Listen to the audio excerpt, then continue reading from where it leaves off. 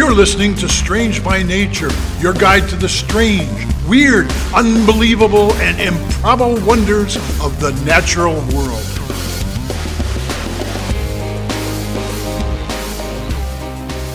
Hello, everyone, and thanks for being here today. I'm Kirk Mona, and joining me are Rachel Gimza and Victoria Thompson. We're all naturalists who together have scoured the world for weird and wonderful wonders, just to please your mammalian brain's desire for novelty. Isn't that nice? Let's do this. Well, hello, everybody. Good to see you. Victoria. Hey, it's always fun to record with you guys. It's such a treat. So good. Highlight of my day. Absolutely. Well, I'm kicking us off this week, and I'm gonna take a little trip back to elementary school. I always really enjoyed read aloud time, and Me too. yeah, I have very fond memories of some of the books our teachers read to us, from like The Smart Kid with Powers Magic of Roald Dahl's Matilda to literally every kid in my fourth grade class, even the so-called like tough boys, sobbing at the end of Where the Red Fern Grows. That I was so inconsolable for that particular book that Yes. like my mom was on the phone with my dad and I like literally could not stop crying. Yes. Have you read that book, Kirk? I have not. No. Oh, you're missing out. It's a great book. It is a really good book. You will Worth cry. a read, even as an adult, I think. Okay. So actually, when I chose this week's topic, I was not thinking about read alouds. But as soon as I sat down to reflect on how to kick this topic off, I realized that it was dredging up an elementary school memory. I don't now remember which grade it was where my teacher read us Ernest Hemingway's The Old Man and the Sea. Why was you okay? Probably kindergarten. Yeah, well, I feel like it was earlier than you would expect, like third or fourth grade, possibly. You don't think of Hemingway Wild as choice. being like elementary school fare. You really don't. However, the story, there's nothing like, there's no sex or bad language in it, as I recall. It's short. It's 128 pages. And, you know, Hemingway's language is famously very clear and simple. And the story has drama. You got paid by the sentence, right? Or That was Dickens. that was Dickens? Okay, there we go. Apocryphally, I think. I have actually not read the book since it was read to me in whatever grade that was, but it was pretty vivid, and I still remember the outline. Listeners, some of the this details week of the story. she's about to, for the first time, everyone sit back. 128 pages. Just Here read we it go. into the record here. Begin now. Filibuster the podcast. No, that's not what I'm doing. But Good. basically, there's this poor fisherman. He's had really bad luck. He needs a big catch to make some money.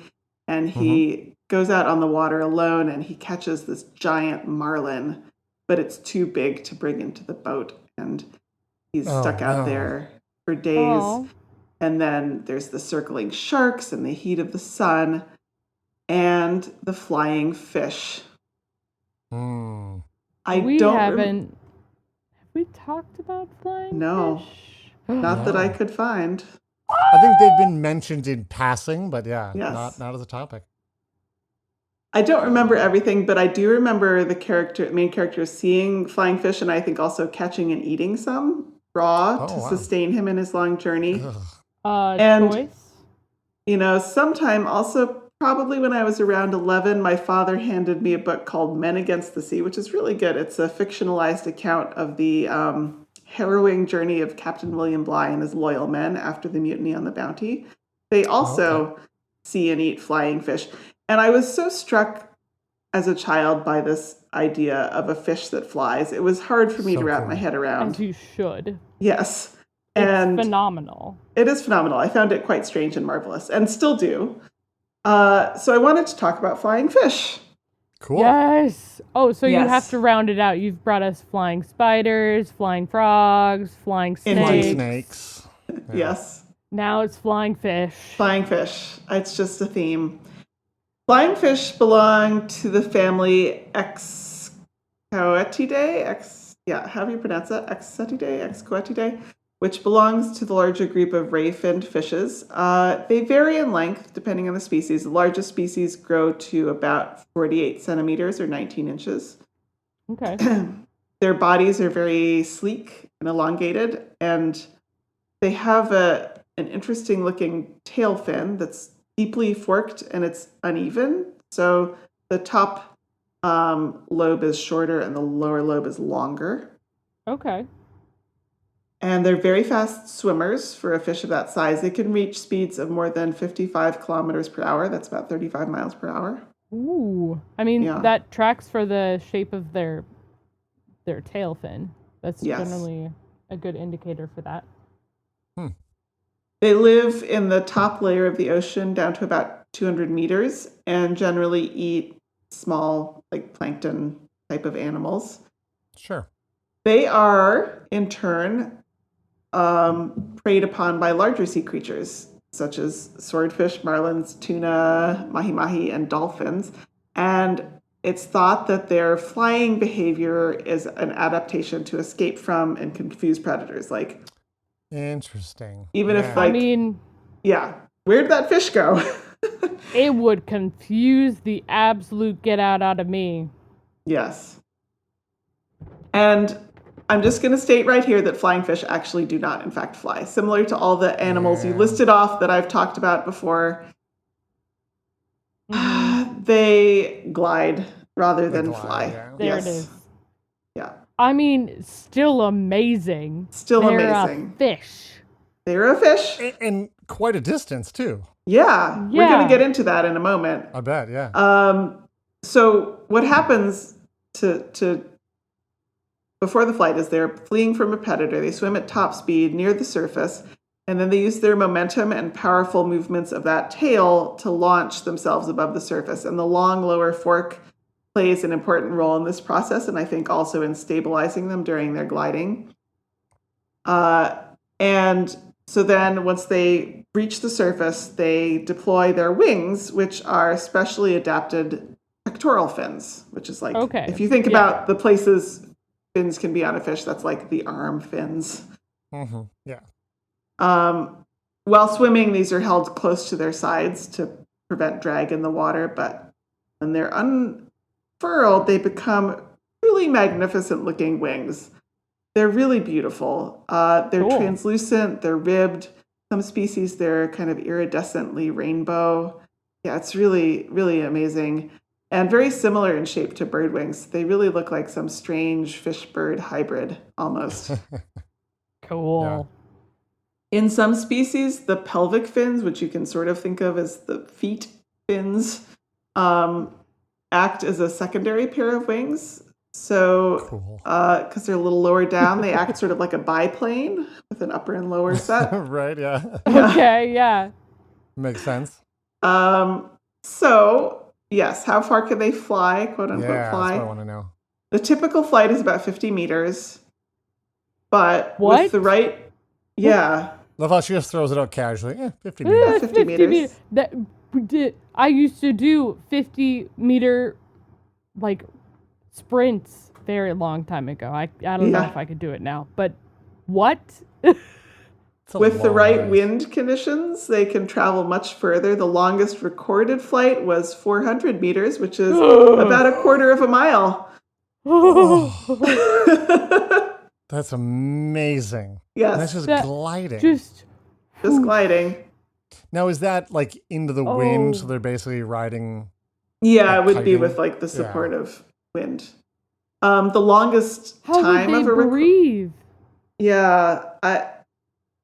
good question. I Yeah. didn't look into that part of it. I think they're just Okay. holding their breath probably.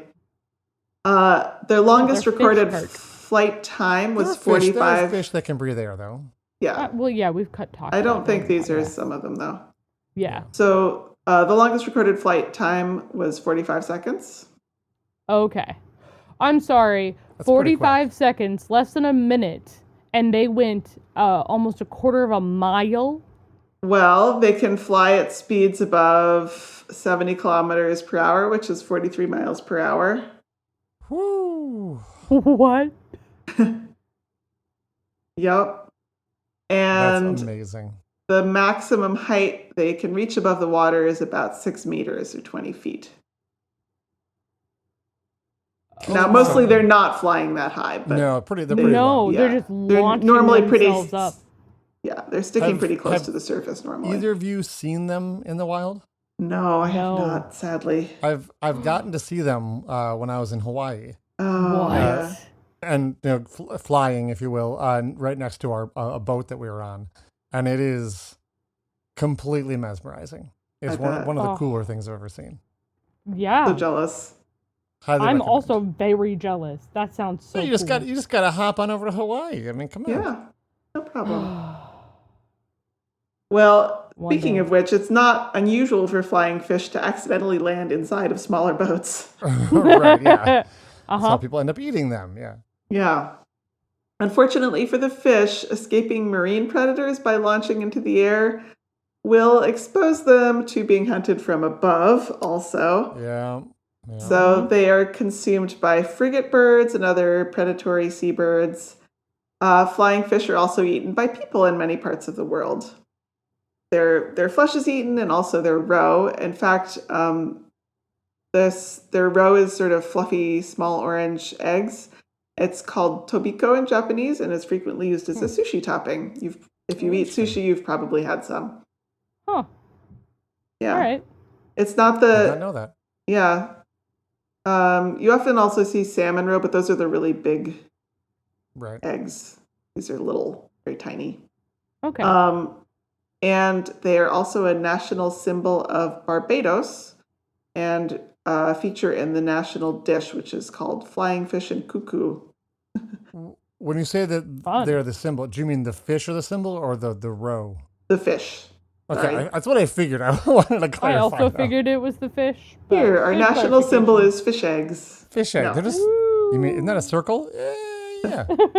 Sure. Unfortunately, they're depleted near Barbados due to habitat loss and overfishing there. But worldwide, actually, some good news. Flying fish populations are doing pretty well. Rare That's bit awesome. of good news on fisheries there. That was what I have. I just thought flying fish were super cool and wanted to talk about them.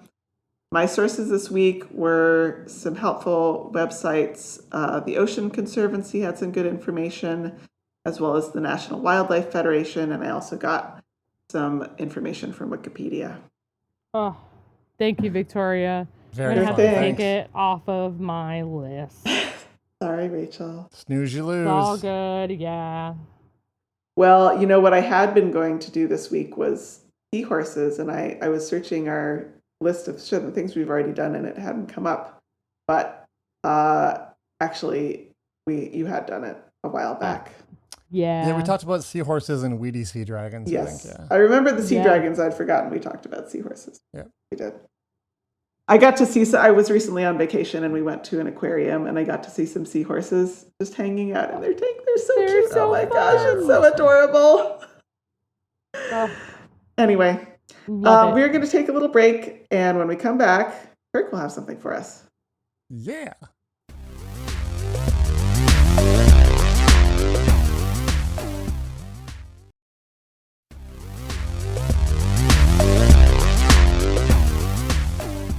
Hey everybody, welcome back. A fair warning, this is kind of a ADD topic. I bounced all over the place here. We're actually going to start on a journey here that's going to start in high school sex ed class in the 1990s. Then we're going to jump back 65 million years ago to a dead dinosaur. And we're going to end in modern day Chicago. So are we all ready for this journey? Kirk, did you just take a Snapchat or like a screenshot of my brain and my mental processes? Is that what it looks like in your head every day? Good. Sometimes, good. yeah. Most of the time, yeah.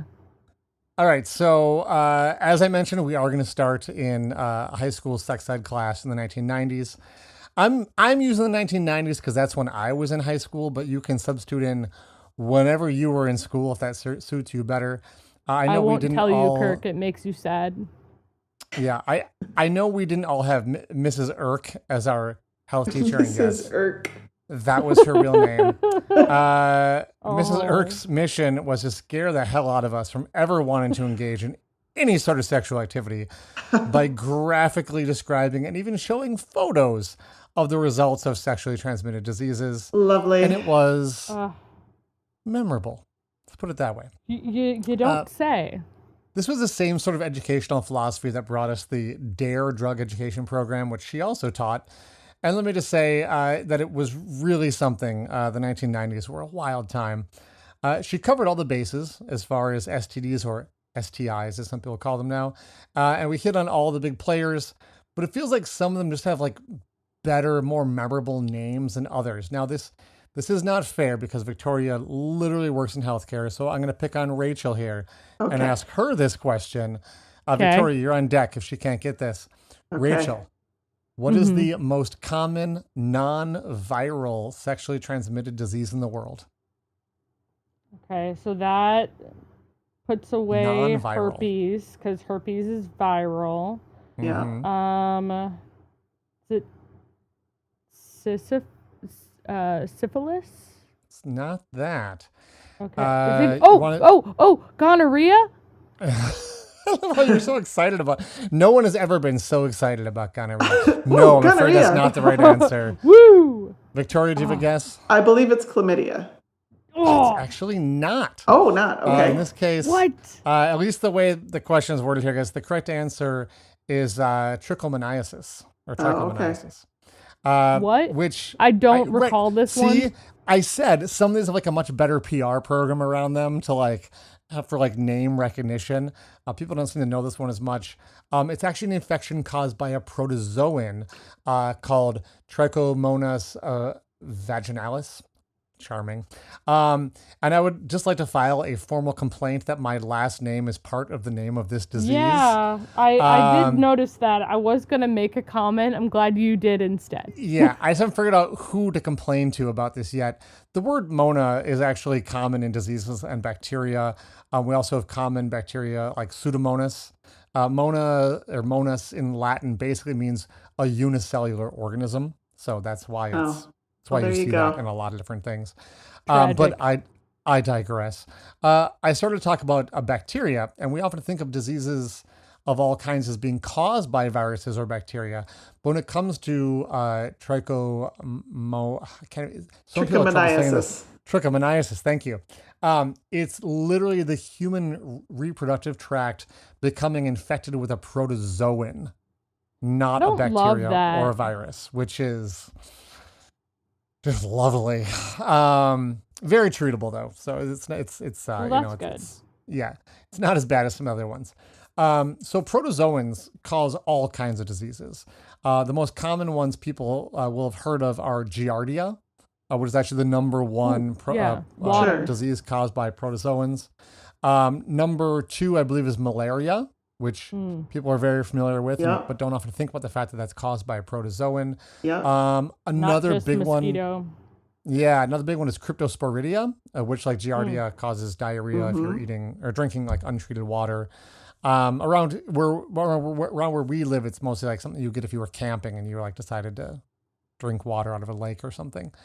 So we're going to take a bit of a tangent here in our story because while the Trichomonas we've been talking about infect humans, there are other related versions that attack other animals. And Trichomonas gallinae affects birds, but it's not an STI.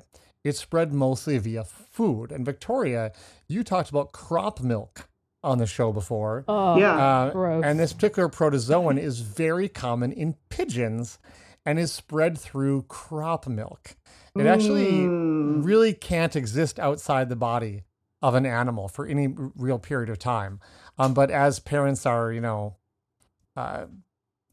giving crop milk, basically puking up into this their stuff into their baby's mouths, babies, they can pass this protozoan on. Now, interestingly, Oh, pigeons what a nice seem to gift. yeah, Ew. pigeons seem to deal with it pretty well. Many are silent carriers and don't have any symptoms. That doesn't make them a carrier pigeon, though. Just want to point that out. But many birds actually have real issues and can die from getting this protozoan. It can cause, love this, what are described as cheesy masses Ew. No. in their esophagus, No. Oh. which can cause trouble I'm breathing picturing this and I hate it so much. or even close off their airway, which of course would be fatal. That's So- not good. Birds can get it by being fed by their parents, by drinking contaminated water, or, interestingly, in the case of raptors, eating other birds that are infected. Oh, It's like yeah. another kind of interesting, route that this can spread. So, you think about what kind of birds eat other birds, raptors. And yes, this disease is common in raptors. Now, I work with raptors. I was just feeding our red-tailed hawk and our great-horned owl at work this weekend. And when I'm teaching people about raptors, one of the topics I often cover is that the raptors of today are actually the descendants of the raptor dinosaurs, or the theropods, who were alive 65 million years ago. So when we have a common parasite of modern birds, it's interesting to wonder, like, could their ancestors have also been infected with this parasite? Like, how long has Trichomonas gallinae been around? And it turns Yeah. out a long, long time. So flash forward now Okay. to modern Okay. times. Sue the T-Rex is one of the most famous dinosaurs in the Sue. world. I got to see her. I could post a picture on our Excellent. social media of me in Yeah, front of please her. do. I was so excited. Yeah, put it in the newsletter and people will see it. Oh. Sue is currently at the Field Museum in Chicago. She's famous because she is the largest and most complete Tyrannosaurus Rex that has ever been found. She She's died beautiful. 65 million years ago, but it wasn't immediately obvious how she had died. And one of the interesting things about her is that she has these mysterious holes in her jaw, and people Yeah. originally thought they were from a fight with another dinosaur. But there is some new sort of studies out there that suggest that these holes could actually be the result of an infection with Trichomonas gallinae. Oh my As gosh. these same holes can be found in the same place, basically, in modern infected birds. No way. Oh my gosh. So, That's insane. do we know for sure it's the exact same protozoan? I mean, no. Obviously, dinosaurs do not look exactly the same as modern dinosaurs, the birds, so there's been some evolution going on there. And obviously, this protozoan I'd be shocked if it had not evolved at all in 65 million years. But pretty interesting evidence to suggest that this is a protozoan that has been infecting birds and even their ancestors for quite a long time. And I thought that was just such a That's cool so cool. thing Wow, that's that been is figured out. Yeah, Really so amazing. You there you really have went it. all over the place, Kirk. I know we started in a health class in the 90s, then we went back 65 million years ago to a dead dinosaur, and we ended up at the Field Museum in Chicago in modern times. Very, very fun. Parasites are with us today, and they've been with us for millions of years. And we know parasites often co-evolve with their hosts. And it turns out those relationships, they can go back a long, long way. Now, some of my sources for this week were the National Institute of Health, Wikipedia, and the PLOS ONE journal article, Common Avian Infection Plagued the Tyrant Dinosaurs by Wolf et al. If you want The to check out the original tyrant source on that one. dinosaurs. Yes, the tyrant dinosaurs. What a great thing. All right, we are going to take a short break. And when we come back, Rachel will be with us to wrap up the show. But there may be something fun in between. Just got to wait and see. Ooh. Be back in a second.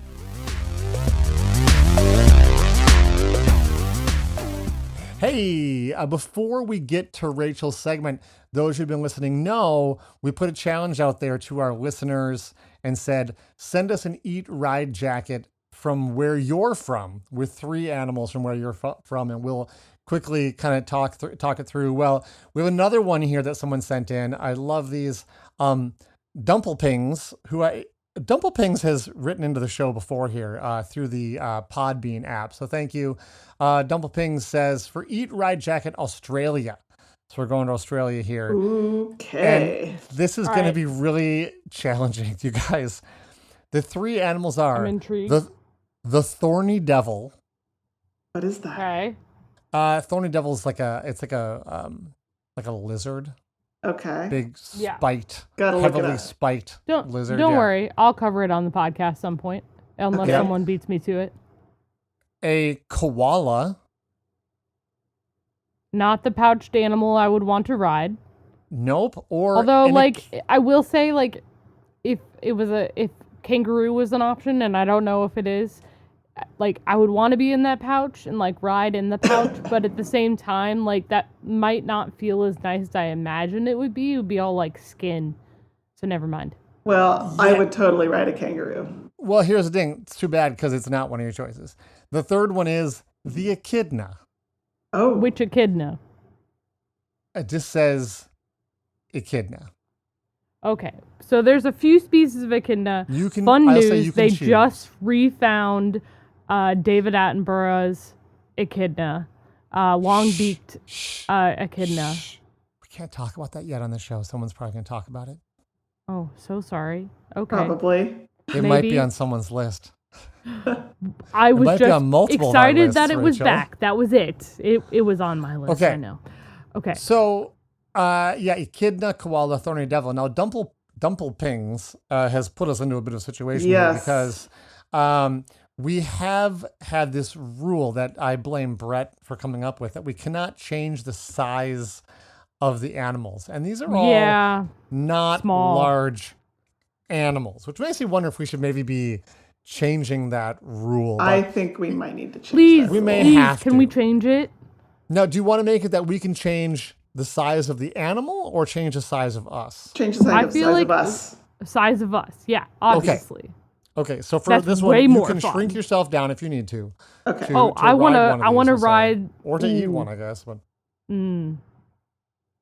Ooh. Okay, so I'm. Well, both the thorny devil and the echidna, I feel like would be extremely uncomfortable to sit on.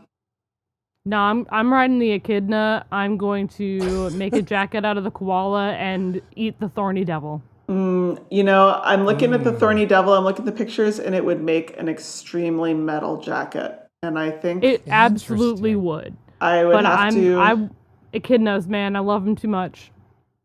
I want to ride the koala. Actually, I feel like you just kind of chill, hanging out in the trees, and then I guess eat the echidna. Hopefully, they're not poisonous or something. What do I know? Wow, I don't know how you can all be so wrong about this. I mean, clearly the most metal answer is to ride the thorny devil. I mean, if you can shrink yourself down, I mean, get a little saddle It made. was that up thing there, that's but a I just love badass the ride. echidnas. I would agree with Badass that, ride. but Like you roll into town on It was- granted, it was high you have to up make on thorny there. devil bigger and you keep yourself same size. You come into town on like a thorny devil, like it's like riding a dinosaur. I mean, come on, that would be. it was a amazing. close second. I just echidnas, man.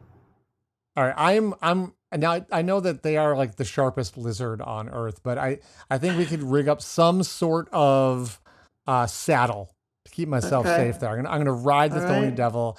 I'm gonna feel horrible about this, but I am going to jacket the koala because I mean it's got nice fur. Jacket the Well, drop also, bear. like, let's face it, eucalyptus, it's not going to taste good at all. Yeah, exactly. And then I'm Probably going. not. I don't know what it would taste like, but I guess I'm gonna eat the echidna. That's what I said. Yeah. Ugh, So no.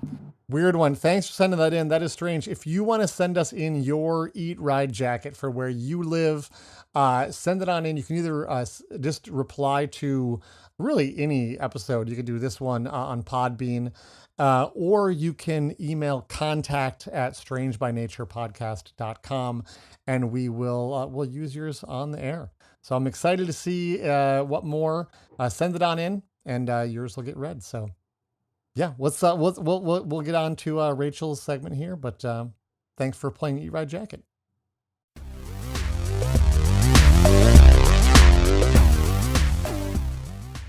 Out of the air it lands, with wings flapping before the snake can stop it. Out of the air it lands, strikes deadly at the poisonous adder with a razor-sharp beak that injures.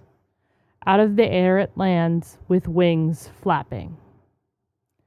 What I Did you just shared write with that? both of you. I did not. I am not a poet. I will Awfully say that. poetic for you, Rachel. Right? It does. I decided to go with a different Different je ne sais twist. quoi, different twist to enter this story to end us off this week.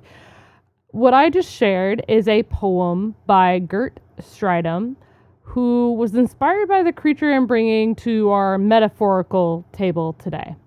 Okay. As Kirk, you just mentioned in your segment, as naturalists, one of the parts of our job is to work with ambassador animals. Yeah. And as we literally just discussed, a major type of ambassador animal are raptors or birds of prey. Yes. So cool.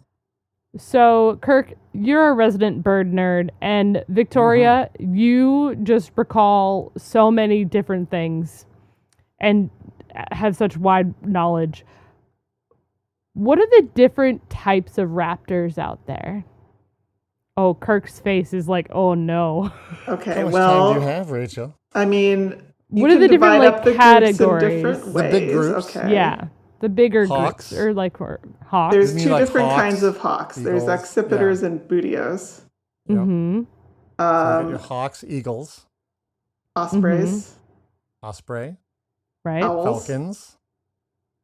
What do you say? owls. Owls. Vultures. Yes. Vultures. And then you have some of the oddballs like harriers, kites, Caracara. caracara. Mm. Oh yeah, kites. I feel like there's one I'm not thinking of that I'm thinking of. You know, there's one that neither of you shared Yeah. that is pretty cool. I gotta tell ya, I'm not surprised. It's not super well, known. Not around these parts. It is not. It is often gets left behind and left out as a raptor. It lives in Africa. It's generally lives south of the Sahara Desert. Likes to be where there's short, open grassland. And honestly, this bird should be known more because, oh my wait. Lanta. I know what it is. Yeah, okay. I think. So this bird stands about 4 feet tall with, Stands being the operative word. yeah, kind of. So it stands 4 feet tall with up to a 7-foot wingspan. Whoa, that's So big. That's wild. it's pretty big. So in science, that's 1.2 to 1.5 meters tall and 2.1 meters in wingspan. It has long, scaly legs with black thighs that lead into a white and gray body. Their large, half-black wings end into a white body with long individual feathers that crest behind its head and giving focus to its yellow-orange markings by the face. The only raptor to hunt exclusively on the ground with the longest legs. The only one in its genus, Sagittarius serpentarius, the secretary bird. Yes. Yeah, there it is. I can't believe we Sometimes haven't those talked ones about them that are before. I kind of in their know, own right? Group are hard to remember.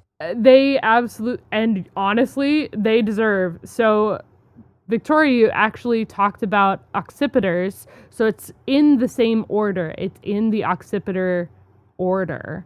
But Okay. it is in its really? own family genus. It's the only one in that space. It looks,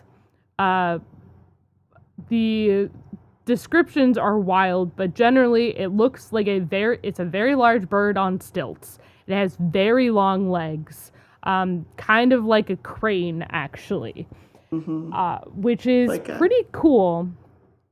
And it has like a pretty wide gap between its legs too. Like I feel like we mostly see like birds' legs all like pretty close together. You see a lot of feathers, but it's pretty distinct between. It kind of looks like it's wearing pants, I'm not gonna lie. And it got its name because of old secretaries in like England would wear these long tailored tails and have these goose feathers they would put in their hats.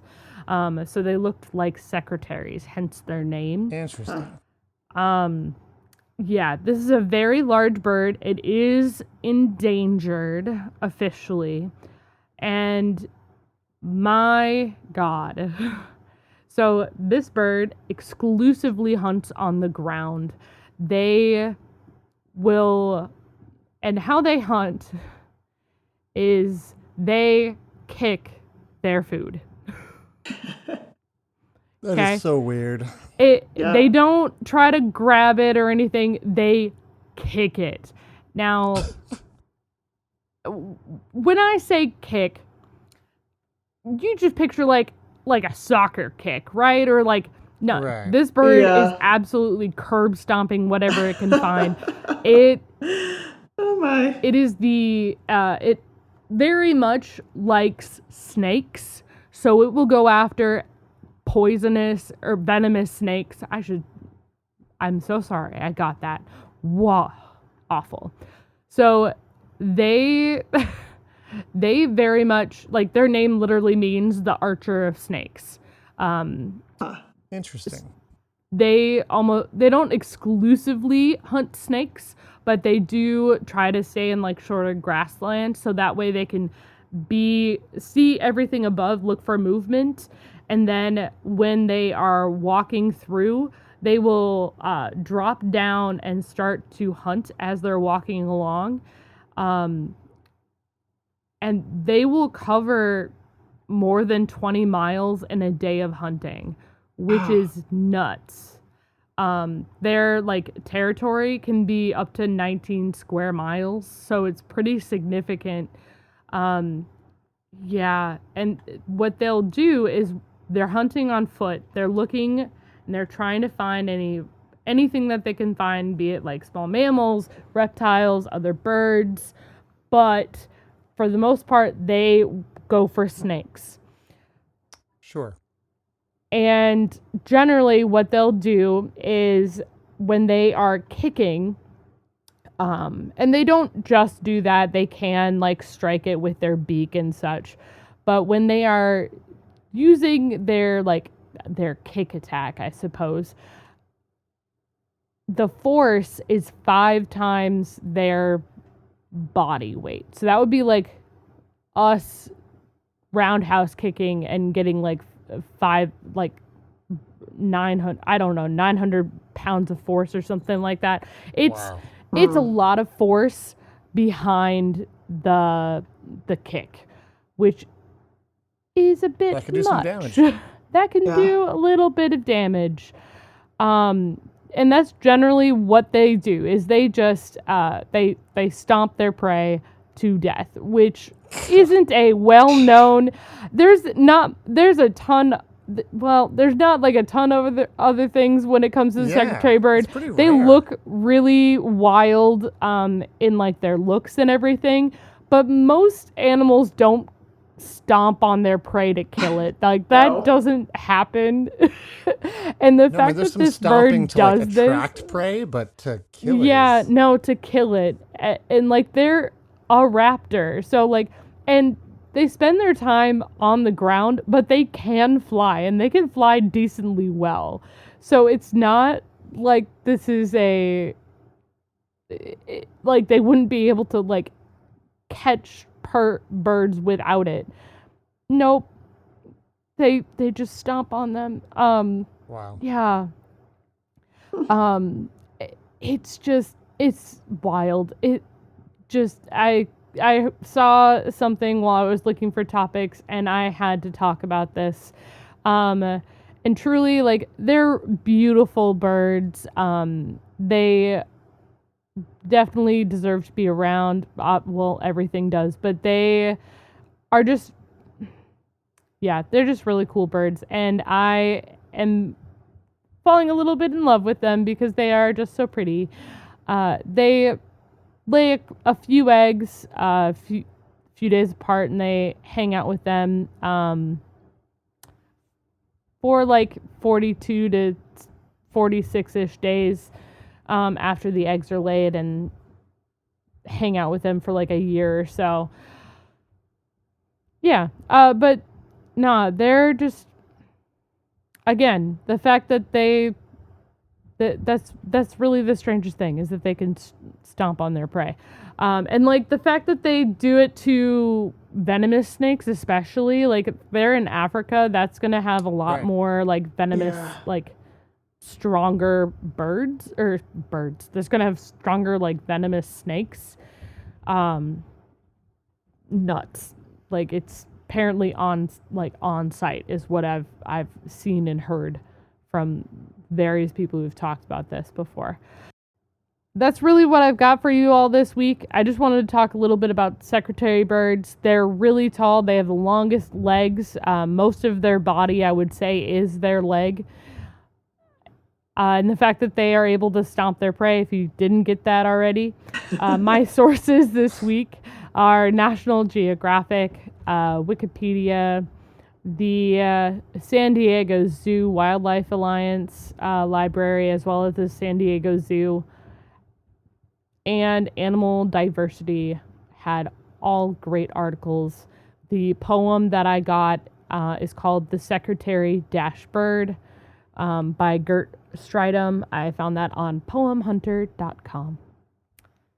Amazing. Yeah, they're wild. I looked cool creatures. I looked up the list while you were talking there to see, like, they're the list of all the different food that they eat is astounding. Yeah, they will eat anything.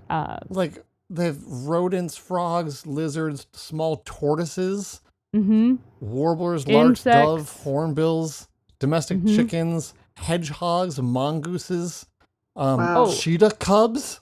Oh my gosh. Well, young gazelles. Yeah. Well, like, okay. It's crazy. Well, yeah, it is crazy. Well, I mean, I can't imagine stomping on a young gazelle, or a cheetah. The force of them stomping, like if they stomped on your hand, would shatter your hand, all of the bones in your hand. Like it is not any sort of joke. So they just crush their skulls, basically. They literally crush the skulls. Yeah. Wow. God. That is their aim as they are going around. I did not know that about them. That is very, very cool. Thanks for sharing. Yeah. Of course. That's what we've got this week. Thank you all for listening. We will see you all next week. Bye-bye. Bye-bye. Bye. Thanks, everyone, for listening to today's show. Be sure to subscribe. New episodes drop every Wednesday, and we love sharing this strange world with all our listeners. If you would be so kind as to leave us a 5-star rating and review wherever you get your podcasts, that would be great. It lets other lovers of the strange discover the show. You can reach us by searching for Strange by Nature Podcast on Instagram, Facebook, and Blue Sky. You can send us an email as well. Our address is contact@strangebynaturepodcast.com. If you want more information about the show, you can check out our website, strangebynaturepodcast.com, and you can support the show and get ad-free episodes at patreon.com/strangebynature. Until next week, get outside, stay curious, and embrace the strange.